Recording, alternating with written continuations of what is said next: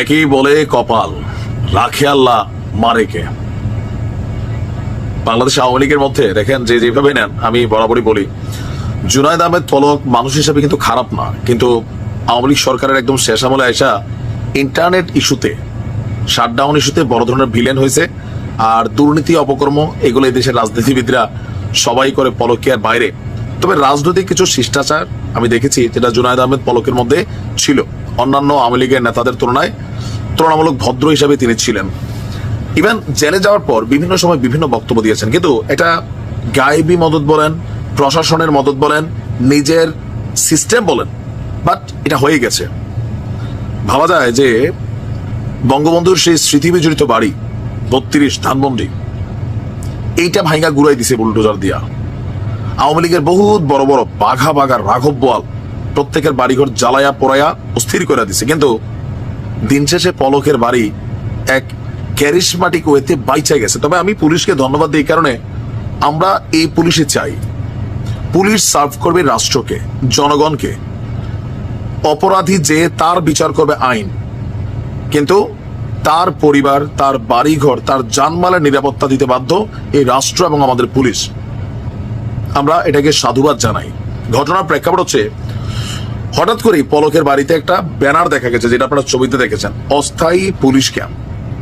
পলকের বাড়িটাকে অস্থায়ী পুলিশ ক্যাম্প হিসাবে ঘোষণা করা হয়েছিল। আবার ২৪ ঘন্টার মধ্যে এই ছবি ভাইরাল হওয়ার পর এই ব্যানারটা আবার খুলেও নামানো হয়েছে। ঘটনা তাহলে কি, এটা কি কেউ আওয়ামী লীগের কেউ এসে লাগাই গেল, নাকি পুলিশের অনুমতিতে লাগানো হয়েছে? ঘটনার প্রেক্ষাপট দেখেন। আমরা তো দেখি যে একটা ছবি ছড়াই পড়ছে যে রাতের অন্ধকারে দুইজন যুবক সিংড়া পৌর শহরের গোডাউন পাড়ায় অবস্থিত জুনায়েদ আহমেদ পলকের ৩ তলা বাড়ির ২য় তলায় ২ বারান্দার গ্রিলের সাথে একটি ব্যানারের দড়ি বাঁধছেন। আর ব্যানারটিতে লেখা ছিল অস্থায়ী পুলিশ ক্যাম্প সিংড়া থানা নাটোর। খোঁজ দিয়ে জানা গেছে গত ৪ মার্চ সন্ধ্যা ৭টার পর সিংড়া থানার কয়েকজন পুলিশের উপস্থিতিতেই এই দুইজন যুবক আপনার এই ব্যানারটা লাগিয়ে চলে যান। কিছুক্ষণ পর ঘটনাটি জানাজানি হলে উৎসুক জনতা সেইখানে জড়ো হয়। পরদিন বুধবার সকালে অর্ধপ্রহরের পর আবার এই ব্যানারটা সেখান থেকে খুলেও ফেলা হয়, স্থানীয় জনগণের বক্তব্য। তো ওসি সাহেব বলছেন যে ধানমন্ডি ৩২ নম্বরের বাড়িটি ভাঙচুর করার পর আমাদের কাছে তথ্য আসছিল যে স্থানীয় কিছু লোক এই জুনায়েদ আহমেদের পলকের যে বাড়ি সেটা ভাঙার পরিকল্পনা করছে অথবা করতে পারে, এজন্য ওই ব্যানারটা দিয়েছি যেন রক্ষা পায়। পরে ব্যানারটি আমরা খুলে ফেললাম। তো কেন দিলেন, কেন? আমরা শুধুমাত্র জানান দিলাম বাংলাদেশ পুলিশ আছে, জনগণ হিসাবে মানুষের বাড়িঘর নিরাপত্তা এগুলো দেওয়ার জন্য। আর ডক্টর ইউনূসের নির্দেশনা কারোর বাড়িঘর যেন ভাঙা না হয়। তো ডক্টর ইউনূসের এই নির্দেশনাই পলককে বাঁচাই দিছে, মানে তার বাড়িঘর বুলডোজার দিয়ে কিন্তু উড়াই দিত।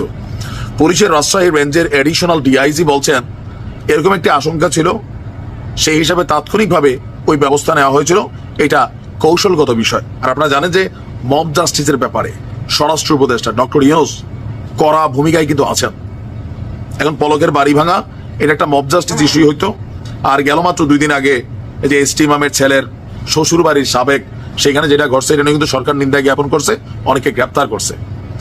এই যাত্রায় পলকের একটা বিশাল উপকার করছে ডক্টর মোহাম্মদ ইউনূস।